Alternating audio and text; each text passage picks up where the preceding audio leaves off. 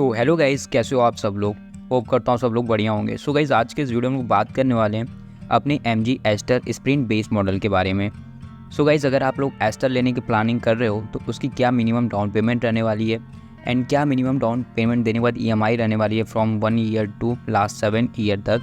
Rate of interest क्या रहेगा, कितना आप इंटरेस्ट पे कर दोगे एक्स्ट्रा प्रिंसिपल अमाउंट से, एंड कॉम्पिटिटर्स में जो मार्केट व्हीकल रन कर रही है भाई उनके बारे में भी थोड़ी बात करने वाले हैं। और भाई ये एस्टर की प्राइसिंग, कलर ऑप्शन, वेरिएंट, ये भी बात कर लेंगे इस वीडियो में। एंड गाइस, ऐसे ही कार से रिलेटेड फाइनेंस डिटेल रिव्यू पाने के लिए, अपडेटेड रहने के लिए, ऑफर्स एंड डिस्काउंट के लिए हमारे चैनल को सब्सक्राइब जरूर कर दीजिएगा एंड वीडियो अच्छी लगी इसको लाइक कर दीजिएगा। सो गाइस, सबसे पहले एस्टर। भाई एस्टर आपको कम प्राइस रेंज में अगर बेस मॉडल अगर आप चूज़ करते हो तो बेस मॉडल में आपको कहीं से भी कंप्रोमाइज़ करने की ज़रूरत नहीं है। स्प्रिंट इसका बेस मॉडल रहने वाला है। बेस मॉडल में भी आपको प्रोजेक्टर हेडलैम्प जैसे फीचर्स मिल जाते हैं, LED लाइट्स मिल जा रही हैं। इंटीरियर में अगर आप जाते हो तो गाइज़ यहाँ पे आपको मतलब सॉफ्ट टच जो कि लोगों को सेकंड टॉप तक नहीं मिलता, यहाँ पे बेस मॉडल में लेदरॉइड फिनिशिंग में डोर पैनल, सेंटर पैनल में आपको पूरी सॉफ्ट टच मिल रही है, डैशबोर्ड में मिल रही है एंड डोर आर्मरेस्ट में मिल जा रही है। बढ़िया बात। स्टीयरिंग माउंटेड कंट्रोल्स मिलते हैं, डी-कट स्टीयरिंग व्हील मिल जाती है, 10 इंचेस के इंफोटेनमेंट सिस्टम मिलते हैं और भी बहुत कुछ। भाई मतलब ये बेस मॉडल ऐसा है ना, आपको एकदम प्यार हो जाने वाला है। गाड़ी में अलॉय व्हील लगा दिया जाए तो भाई ये किसी गाड़ी के टॉप मॉडल से कम नहीं। रियर एसी वेंट जैसे फीचर्स, आर्मरेस्ट, एडजस्टेबल हेडरेस्ट, ये में डिफोगर, वाइपर, मतलब बढ़िया बात भाई। ये सब चीज़ें मिल जाती हैं आपको स्प्रिंट वेरिएंट में, इसीलिए मैंने इस वेरिएंट को उठाया है। मिडिल क्लास फैमिली काफ़ी बढ़िया मतलब एक तरीके से वेरिएंट निकल के आ जाती है कि कम पैसे में पूरी चीज़ मिल रही है और गाड़ी तो एक नंबर है ही। अच्छा, आप देखते हैं भाई, फीचर्स वाइज भी बढ़िया है, स्पेस वाइज भी बढ़िया है, कंफर्ट वाइज भी बढ़िया है, प्राइस वाइज भी बेस मॉडल बढ़िया है, और उसी के बाद सेफ्टी में भी 5 स्टार रेटेड प्रोडक्ट है भाई। मजाक बात नहीं है, 5 स्टार रेटिंग मिली हुई है, हर एक चीज़ में गाड़ी सही है। तो गाइस, सबसे पहले प्राइसिंग की बात ही कर लेंगे तो एस्टर बेस मॉडल से स्टार्ट होती है 9.99 लाख, मतलब 10 लाख एक्स शोरूम, और टॉप मॉडल तक चली जाती है 18.34 लाख रुपए के एस शोरूम। टोटल 15 वेरिएंट हैं एंड 7 कलर ऑप्शंस हैं। आज जिसकी बात करने वाले हैं पेट्रोल स्प्रिंट मैनुअल ट्रांसमिशन, इसकी प्राइस 10 लाख रुपए एक्स शोरूम कॉस्ट करेगी एंड ऑन रोड गाड़ी चली जाएगी 11,30,000 तक। ऑन रोड प्राइस बिल्कुल डिफरेंट सिटी स्टेट में वेरी कर सकती है। सबसे पहले MG के कंपैरिजन में जो भी भाई व्हीकल्स और हैं बात करते हैं तो भाई ये जो अपनी एस्टर है ना, मैंने MG बोला है, MG एस्टर है ना, तो इसके कॉम्पिटिटर्स में भाई जैसे बहुत सारी गाड़ियाँ हैं, हालांकि SUV टाइप में आ जाती है और आप देखेंगे भाई ये अपनी क्रेटा से बड़ी गाड़ी है लेंथ और डायमेंशन वाइज अगर आप देखते हो तो, ठीक है, हाइट में भले आपको छोटी लगे। तो भाई यहाँ पे इसको कंपेयर किया जाता है भाई अपना सेल्टॉस, क्रेटा, एलिवेट। एक टाइम पे आप इसको एल्ट्रोज वगैरह से भी कंपेयर कर सकते हैं, लेकिन एल्ट्रोज आपको छोटी लगेगी एज़ कम्पेयर टू एस्टर। लेकिन डायरेक्ट भाई लोग कंपेयर करते तो इसलिए मैंने आपको बता दिया। लेकिन गाइस, ये सब गाड़ी का जो नाम बताया ना, क्रेटा, सेल्टो, ये सब एक्सपेंसिव है, और एस्टर अगर में आप जाते हैं ये भी महंगी है, बट बेस मॉडल इसका बहुत सस्ता है और बेस मॉडल में फीचर्स भर के दिए गए। अगर आप क्रेटा, सेल्टोस का बेस मॉडल उठा के देख लोगे वहाँ पे कुछ नहीं मिलता है ना गाइस, कुछ भी नहीं। आपको बाहर से काम बिल्कुल कराना ही कराना है और तगड़ा पैसा खर्चा करना है। लेकिन एस्टर का अगर बेस मॉडल लोगे ना तो आपको कोई भी दिक्कत वगैरह नहीं होने वाली है भाई, इस बात का आप लोग बिल्कुल ध्यान रखिएगा। अब मुद्दे पे बात आती है भाई, मिनिमम डाउन पेमेंट कितना देना पड़ेगा। तो सबसे पहले भाई मिनिमम डाउन पेमेंट बताने से पहले आपको ये बता दूं कि यहाँ पे भाई देखो, सिविल रिपोर्ट बहुत ज़्यादा मैटर करता है। आपका सिविल रिपोर्ट बेकार है तो भाई कम से कम आपको 30-40% गाड़ी के अमाउंट का देना होता है। अगर सिविल रिपोर्ट बढ़िया है तो ठीक है, बहुत बढ़िया है तब तो बहुत कम हो जाता है, ये बढ़िया बात हो जाती है। तो गाइज़, ऐसे अगर आप देखेंगे सिविल रिपोर्ट आपका ठीक ठाक है तो जो मिनिमम अमाउंट कम से कम अगर आप रिक्वेस्ट कर रहे हो उनसे, या फिर फाइनेंसर आपकी कुछ चीज़ों को देख रहा है, फिर आपका परमानेंट रेसिडेंस है, तो 1.5 लाख तक का मिनिमम डाउन पेमेंट रहने वाला है। और 1.5 लाख का मिनिमम डाउन पेमेंट देने के बाद 8.8 लाख रुपीज़ आपकी पड़ने वाली है, फिर प्रिंसिपल अमाउंट बचेगी। मतलब 11,30,000 में से 1.5 लाख माइनस करोगे तो 8,80,000 रुपीज़ आपका रिमेनिंग अमाउंट बचेगा, वही लोन अमाउंट हो जाएगा, प्रिंसिपल अमाउंट। 8% का रेट ऑफ इंटरेस्ट, क्योंकि अभी RBI की तरफ से ये ROI ज़्यादा चल रहा है भाई, और कम भी हो सकता है। जैसे 2 व्हीलर बाइक तो बहुत, मतलब जो 2 व्हीलर कंपनियां हैं बहुत कम दे रही हैं ROI अभी। तो अभी अब हम लोग बात कर लेते हैं भाई, जो डाउन पेमेंट मैंने 1.5 लाख बताया है और 8.8 लाख अपना प्रिंसिपल अमाउंट था और 8% का ROI। इसके लिए क्या 1 साल से लेकर 7 साल तक की EMI रहने वाली है, क्या इंटरेस्ट होगी, क्या टोटल आप लोन पे करोगे अमाउंट में, हर एक चीज़ बताएंगे।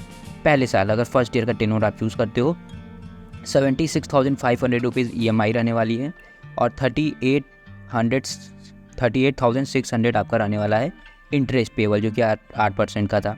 टोटल अमाउंट आपकी हो जाएगी भाई फिर जो अपनी EMI और इंटरेस्ट वगैरह लेके 9,18,600। 1 साल के लिए। और आगे बढ़ने से पहले मैं आपको ये भी बता दूं, जैसे जैसे आप अपने टेन्योर को बढ़ाते हो, लोन ड्यूरेशन को बढ़ाते हो, वैसे वैसे आपका जो ईएमआई का जो अमाउंट होता है वो रिड्यूस होता है और जो इंटरेस्ट पेएबल होता है ना ये बढ़ता जाता है। अगर आप लोग ये सोच रहे हो भाई चलो 10 साल के लिए करा लेते हैं, पैसा तो 8,000 देना है, तो भाई एट द एंड जब पूरी कैलकुलेशन आप करोगे ना तो गाड़ी के प्राइस से 4-5 लाख रुपए आप ज़्यादा देके बैठ चुके होगे।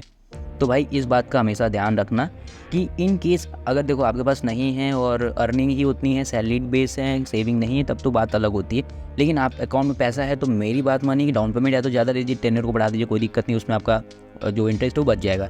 या फिर भाई अपना जो टेन्योर है लोन का ड्यूरेशन वो कम कर दीजिए, ठीक है। 2 में से आप कोई भी काम कर सकते हो। अब 1 साल की तरफ हम लोग बढ़ते हैं आगे। 2 साल का अगर आप टेन्योर चूज़ करें 2 ईयर का, तो 39,800 रुपीज़ आपकी EMI रहने वाली है और 75,200 रुपीज़ आपका इंटरेस्ट पेबल होगा और टोटल लोन का जो अमाउंट हो जाएगा 9,55,200 रुपीज़ हो जाएगा। मतलब 2 साल के टेन्योर में अप्रॉक्स 40,000 की EMI, 75,200 रुपये इंटरेस्ट पेबल और गाड़ी की कीमत फिर हो जाएगी 9,55,200। अब 9,55,200 ये 1.5 लाख रुपये डाउन पेमेंट छोड़ने के बाद है। अगर ये ले लेंगे तो गाड़ी समझ जाइए चले जाएगी 11,30 उस तक।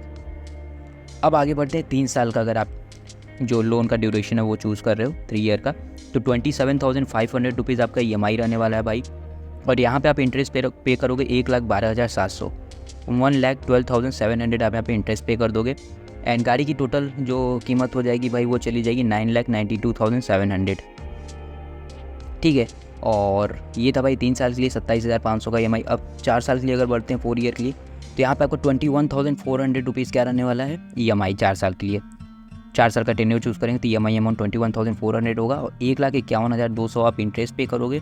टोटल लोन की जो कीमत हो जाएगी अमाउंट टोटल पेबल 10,31,000 रुपये आपका टोटल अमाउंट हो जाएगा, इंटरेस्ट प्लस प्रिंसिपल अमाउंट। 4 साल का हो गया 21,400, 3 साल के लिए आ रहा था 27,500, 2 साल के लिए आ रहा था 40,000 अप्रॉक्स, 1 साल के लिए 76,500, 76,500, ठीक है। अब बढ़ते हैं हम लोग आगे 4 साल की तरफ। 5 साल का अगर टेन्योर चूज़ करते हो आप, तो 5 साल के लिए भाई देखो यहाँ पे 17,800 रुपये आपका EMI हो गया और 1,90,500 रुपीज़ आपका इंटरेस्ट पेएबल हो गया। और टोटल लोन अमाउंट की अगर बात करोगे फिर तो चला जा रहा है ये अब भाई अपना 10,70,500 रुपीज़ 5 साल के लिए। तो भाई अब 6 साल की तरफ बढ़ते हैं। 6 साल का टेन्योर चूज़ कर रहे हो तो 15,400 रुपीज़ आपका EMI अमाउंट रहने वाला है। इंटरेस्ट पेबल होगा 2,31,000 रुपीज़ और टोटल अमाउंट इसमें रहने वाला है 11,12,000। तो भाई यहाँ पे काफ़ी ज़्यादा इंटरेस्ट यहाँ पे कर दे रहे हो आप। अब 7 साल के लिए बढ़ते हैं तो 13,700 रुपये आपका 7 साल के लिए EMI रहने वाला है। 2,70,000 यहाँ पे इंटरेस्ट पेबल होगा, 2,72,000 और 11,52,000 आपका रहने वाला है टोटल अमाउंट। तो भाई यहाँ पे 8.8 लाख रुपीज़ गाड़ी का प्रिंसिपल अमाउंट था डाउन पेमेंट देने के बाद और डाउन पेमेंट देने के बाद 1.5 लाख मिनिमम डाउन पेमेंट था, 8% का ROI था। तो इसके लिए यहाँ पे जो मिनिमम EMI आ रही थी कम से कम वो आ रही थी भाई 13,700 7 साल के अपने टेन्योर पे और 76,500 मैक्सिमम EMI आ रही थी 1 साल के टेन्योर पे। और मिनिमम इंटरेस्ट पे कर रहे थे 38,600, मैक्सिमम इंटरेस्ट पे कर रहे 2,72,000। तो भाई ये तो डिफरेंस था टोटल अपना 1 साल से लेके 7 साल तक का, क्या EMI में डिफरेंस है, क्या इंटरेस्ट में, क्या टोटल अमाउंट में, ठीक है भाई। अब बात आती है क्या क्या डॉक्यूमेंट नेसेसरी होते हैं कोई भी प्रोडक्ट फाइनेंस कराने के लिए। कार में कोई भी कार व्हीकल फाइनेंस करिए, थोड़ी सी भाई फाइनेंसेस के अपने अलग अलग नखरे होते हैं, अलग अलग टर्म्स एंड कंडीशन, अलग अलग पॉलिसीज़ होते हैं, सभी कंपनियाँ की अपनी अलग अलग होती हैं। सो गाइस जो एक कॉमन चीज़ है मैं आपको बता देता हूँ। सबसे पहले आइडेंटिटी प्रूफ चाहती है आपकी। प्रूफ क्या है तो उसमें आपका आधार कार्ड, पैन कार्ड, पासबुक वगैरह आप दे सकते हो। एड्रेस प्रूफ में वही सब चीज़ें होती हैं, 2-3 चीज़ें बढ़ जाती हैं like ration card, utility bill में इलेक्ट्रिसिटी बिल वगैरह आप और दे सकते हो। एंड देन उसके बाद भाई मेन चीज़ आती है इनकम प्रूफ। आपका इनकम सोर्स क्या है, आप कैसे पैसा कमाते हो। तो भाई या तो 2 ही मतलब होगा, एम्प्लॉय होगा, एम्प्लॉयर होगा, ठीक है। एम्प्लॉय इट मीन्स कहीं नौकरी कर रहे हो, एम्प्लॉय इट मीन्स आप मतलब बिज़नेस करते हो। तो गाइज़ अगर आप बिज़नेस कर रहे हो तो नॉर्मल सी बात है इनकम टैक्स फाइल करते होगे, तो ITR फाइल करते हो तो ITR दे देना। और एम्प्लॉय हो तो भाई अपना सैलरी स्लिप और फॉर्म 16 TDS सर्टिफिकेट वगैरह दे सकते हैं। जहाँ आप काम कर रहे हो वहाँ का ड्यूरेशन जो 3 महीने से कम है तो आपको लेटर ऑफ इंटेंट या फिर अपॉइंटमेंट लेटर वगैरह भी प्रोवाइड कराना पड़ सकता है, अगर फाइनेंसर आपके सामने मांगे तो। नहीं मांगे तो कोई बात ही नहीं भाई। और उसी के आगे बढ़ते हैं भाई अपना कुछ बैंक स्टेटमेंट सबसे मैंडेटरी होता है, दोनों के लिए कॉमन है। एम्प्लॉयर के लिए जो कि 3 to 6 मंथ का रहेगा, इसलिए आप बैंक पासबुक से भी दे सकते हो या फिर ई बैंकिंग, इंटरनेट बैंकिंग के थ्रू ऑनलाइन डाउनलोड कर सकते हो, जो कि ईजिली आपको मिल जाएगा भाई पोर्टल पे जाके। आपका जो भी बैंक है, BOB SBI हर जगह जाके वहाँ से ईजिली अपना लॉगिन करके ले सकते हो। यूज़र ID पासवर्ड वगैरह इसका पूरा डिटेल आप यूट्यूब पे सर्च कर लेना ना, how to log in internet banking. तो भाई वहाँ पे आप इजीली बना भी लोगे अपने डेबिट कार्ड के थ्रू, ठीक है। तो ये सब आपको इजीली मिल जाने वाला है। उसके बाद भाई अपने पासपोर्ट साइज़ फ़ोटोज़ लगते हैं, चेक्स लगते हैं मैंडेटली। कभी कभी भाई अपना ATM कार्ड भी लगना होता है। अगर पहले से कोई लोन चल रहा है वो आप क्लियर कर दे तो स्कैन से फाइनेंसर को दे दोगे, जिससे इसको ये समझने में काफ़ी ईजी होगा कि आप अच्छी तरीके से लोन प्रीपे पूरा कर चुके हो, पे कर चुके हो। सो गाइज़ ये था भाई अपनी MG एस्टर स्प्रिंट वेरिएंट का पूरा finance detail review, minimum down payment. अगर आपको और भी डाउन पेमेंट पे अलग EMI चाहिए, मतलब जैसे 3 लाख देने पे क्या आएगा, 4 लाख देने पे, तो मुझे कमेंट सेक्शन में बताना, मैं आपको बता दूंगा भाई 4 लाख देने पे क्या क्या आएगा। पूरी वीडियो आपको जानकारी मिलेगी भाई, कमेंट में खाली फटाफट से कर देना। बाकी वीडियो अच्छी लगी, इन्फॉर्मेटिव लगी, इसको लाइक करिएगा, चैनल पर नए इसको सब्सक्राइब करिएगा। मिलता हूँ नेक्स्ट वीडियो के साथ, till then take care, bye bye.